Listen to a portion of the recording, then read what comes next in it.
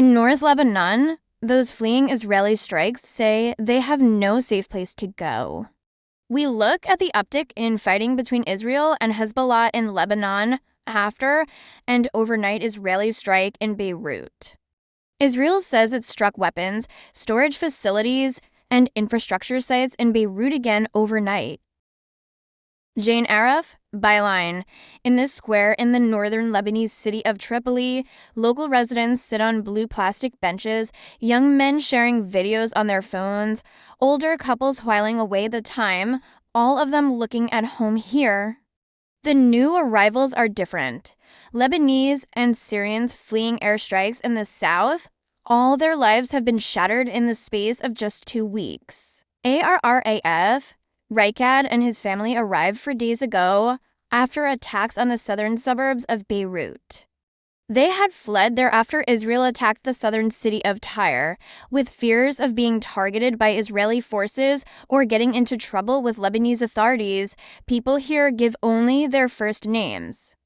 ARRAF, there is no safe place, Raikad tells us. The Israelis are bombing everywhere. The group is staying in a hotel where a Sunni politician affiliated with Hezbollah, a Shia group, is putting up displaced families. The group is staying in a hotel where a Sunni politician affiliated with Hezbollah, a Shia group, is putting up displaced families. Tripoli, in better times, is a tourist destination on the Mediterranean coast. No place to go. As Israel bombs Lebanon, African migrants feel abandoned. Seeking safety from Israeli strikes, many foreign domestic workers face additional hurdles of displacement and discrimination. Soreti Asterisk, an Ethiopian migrant domestic worker living in Lebanon, says she feels lucky to be alive. She was not home when Israeli airstrikes struck buildings in her neighborhood in the southern Lebanese city of Tyre on September 23rd. It was a massacre, the 34-year-old said from a private home where she and dozens of fellow African migrants, including children, are now sheltering. Soreti is among an estimated 175,000 to 200,000 foreign domestic workers living in Lebanon, the majority of them women.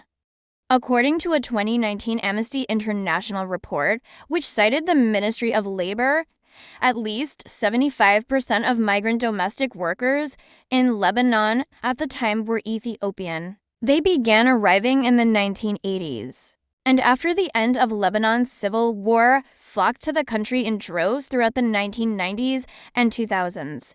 Most take up low-paid jobs as live-in caregivers and send money to their families back home. Israel, which has been waging a war on Gaza since October last year, escalated its attacks on Lebanon last month. Its military says the offensive is targeting facilities being used by the Lebanese group Hezbollah. At least 1,900 people have been killed in Israeli attacks on Lebanon in the last year, according to the country's Ministry of Health. More than 1 million people have been displaced from their homes, and Soreti said many fellow migrant domestic workers are among them. Everybody fled the city towards Beirut or other places where they have relatives. But for migrants, there is no place to go, she said. There are others sleeping outdoors with nowhere to go. In Lebanon's third largest city, Sidon, schools have been converted into makeshift shelters for displaced Lebanese, said Webaye Hunagash, another Ethiopian domestic worker who has lived there for nearly 20 years and is considering fleeing. We haven't been hit too hard yet. Nearby areas like Nabati and Gazi were destroyed.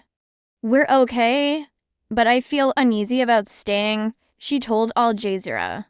I was here since the Israelis attacked in 2006, and this is much worse.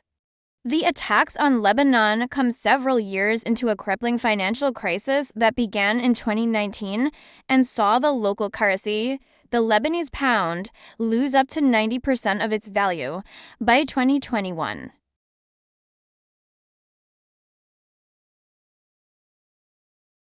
Please subscribe to the channel to get more informations.